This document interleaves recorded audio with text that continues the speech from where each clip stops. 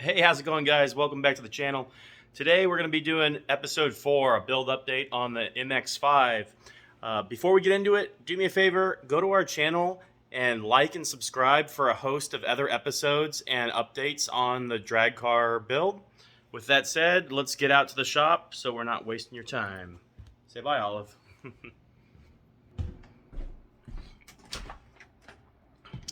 right, for those of you that are new to the channel, we have a 2016 MX5. This is getting a twin turbo 5.3 LS. It's an all aluminum 4th gen motor. And this is widened and stretched to fit turbos and a host of other goodies, as well as make it a little bit more streetable with that long wheelbase with the power levels we're gonna be making. Our 5.3 is out of a 2011 Tahoe. It is all aluminum and has a Texas Speed and Performance Stage 2 turbo cam, trunnion kit, upgraded valve springs, and a host of other small modifications. The 4th gens are notoriously strong, so for now it just has factory internals. And right now, just for fitment purposes, we bolted on a T56 bell housing to see how it fits in the engine bay. For those of you that aren't familiar with the Indy chassis, they are the 4th generation Mazda MX5, and people have LS swapped them in the past.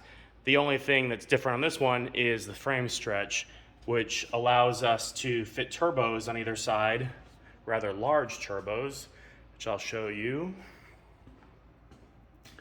We've been doing a little bit of fab work to make this all fit together. Just started mocking up down pipes. These are going to fit snugly, so we got the first piece on there for fit up purposes. Once we're done with the manifolds on the side of the motor, we'll drop the motor in and then fabricate the rest of the downpipes.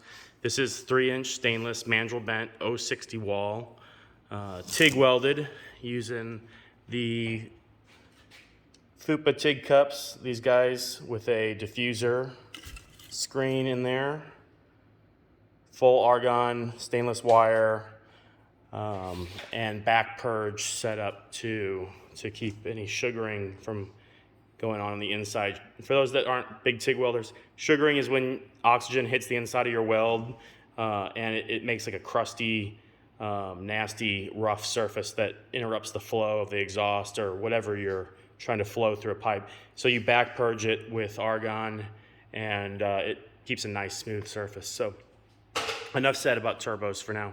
Those are VS Racing, by the way, great company based out of Houston. But those are what we're running on this vehicle. The rear subframe, for those of you that haven't watched episode 3 or episode 2, it is modified and the rear wheels are shifted back 2 inches and new fenders fabricated to account for that. The rear of the car hasn't gotten any longer, just the rear wheels moved over. Up front, though, is a different story. It was sliced pretty much at the firewall, and everything suspension-wise was moved up 4 inches. So while the engine will stay back at the firewall, all the brakes, suspension, front frame, all that is moved up 4 inches, including the hood and the bodywork, which is what we're going to look at here today.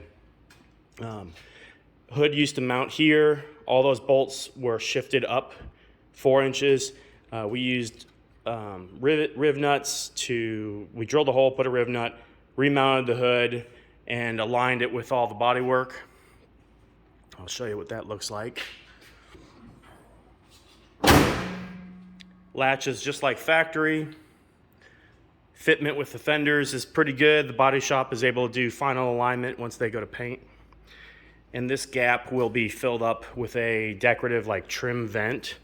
So it's either going to be aluminum or carbon fiber, but it will have a vent here to let heat out and also cover up this chassis here, this frame.